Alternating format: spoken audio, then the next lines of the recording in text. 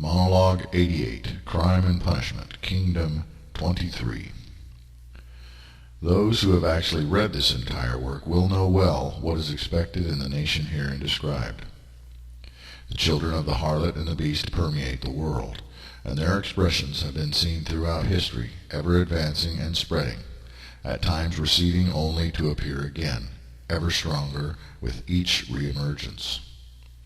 King Ahab and Queen Jezebel of ancient Israel were literal avatars, focal points of the energy and personalities of these two collective entities, Inanna and Dumuzi, Ishtar and Tammuz, etc. The prophets that stood against them died or were sent into hiding, as the worship of the Baalim vanities filled the land of Michael.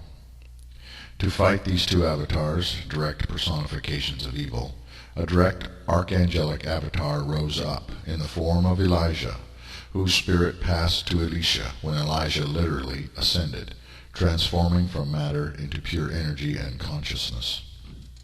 The patterns of Ahab and Jezebel have never died, but are a vast host and are as living clouds of thoughts, feelings, and expressions filling the world and the hearts of the multitudes.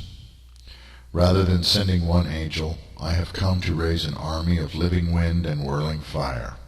You must deafen yourselves to the raging hatred and darkened logic of the animal demonic masses. I do not feel that a lengthy discussion of moral laws within the kingdom is necessary, yet there are levels of dealing with offenses that I will address. When first the nation is founded, and for the first year thereafter, a time of amnesty and leniency is to be permitted, during which the law is to be given to all the people, in such a way that no one remains ignorant as to what you intend to institute. Slowly, during that year, the new system will be put into place, even as all who wish to leave the nation are permitted to do so. Those who wish to turn from their former ways and embrace the new order of things must wrestle within themselves about such a decision. Refugees will stream out of the country, seeking sanctuary within the nations of the vanities, and there will be complaints from the United Nations, and many of the harlots' busybodies will stage protests against you. Most of your critics will not read this work, and those who do will only do so to find weapons to use against you, without considering the context, or rather choosing to ignore it. They will lump you together with the Islamic fundamentalists and Christian militias, and will brand all Urians potential terrorists, birthing conspiracy theories that have little to do with what is here instructed, for I have clearly laid out the true conspiracy they should worry about. You will find that the monotheistic sects will be your most vocal critics of all. Generating fears of the Antichrist, they will blaspheme the Holy Spirit by calling it satanic, for they cannot abide any sect or any teaching that does not absolutely agree with their doctrine. Doctrine has become far more important than truth or the greater good. As for pedophiles, rapists, willful murderers, criminal gang members, drug dealers, pornographers, violent and habitual criminals, and even severe animal abusers, ridding the world of such people will not arouse great dissent. The outlawing of homosexuality, transsexuality, bisexuality, adultery, and fornication, these will be the kindling that infuriates the sons and daughters of the harlot, for these are her special and blessed ones among the nations. The outlawing of vampirism, Satanism, Wicca, Rosicrucianism, the Order of Thelema, atheist and humanist organizations, various liberal monotheistic sects whose moral views conflict with the 20 laws, and voodoo, this will be cause for hatred of the Urian state.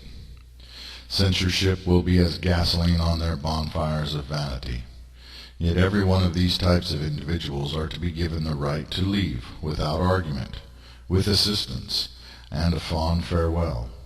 Indeed, even as such deviants appear in later generations, they will be permitted to depart when discovered. However, if they choose not to depart when given the chance, then they are agreeing to give up their way. For those who choose to stay, there will be the choice of conversion and or silence, choosing the option of being non-aligned in the context of religious beliefs or even party affiliations. For those who stay and promote their views and seek to undermine and deliberately defy the moral laws, there are options and levels of punitive action that can and must be taken. All punishments for crime, rebellion, treason, and sedition will fit within one of these levels of severity. 1. Fines. 2. Community service. 3. Mandatory educational classes. 4. Loss of privileges. 5. Exile, voluntary or mandatory. 6. Public lashings. 7. House arrest or restricted movement. 8. Intensive counseling and rehabilitation. 9. Imprisonment and hard labor. 10. Surgical castration of sex offenders. 11. Swift and humane execution. This is a graduating scale, but the time it takes to get from 1 to 11 is up to each individual, and it is to be a far shorter journey in the Orion state than in most other countries.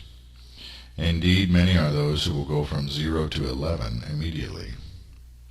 Leniency should be permitted for young people, but only within reasonable limits, not within infinite bounds, and certainly not for those who are utterly remorseless or boastful.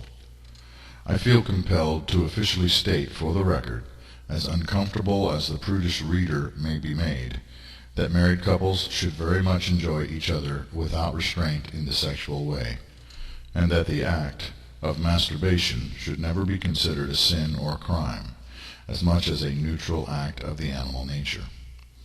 In matters of sex within marriage and private masturbation, mind your own business, and do not make your business everyone else's. Those who disdain the laws and principles of the Orion state are free to leave at any time, so that they may go out into the world and do as they wish with the other demonic hosts. Such are those who dwell outside the walls of New Jerusalem. Note 1. Rosicrucianism is a secret society devoted to a liberal humanistic agenda and the secularization of the whole world, including the death of religion, to be replaced by an ideal that all people are their own god or goddess. Other secret societies, such as truly religious Freemasonry and truly Judeo-Christian forms of Martinism, should not be rejected outright, but examined to see if they are harmonious with the purpose of the Orion state.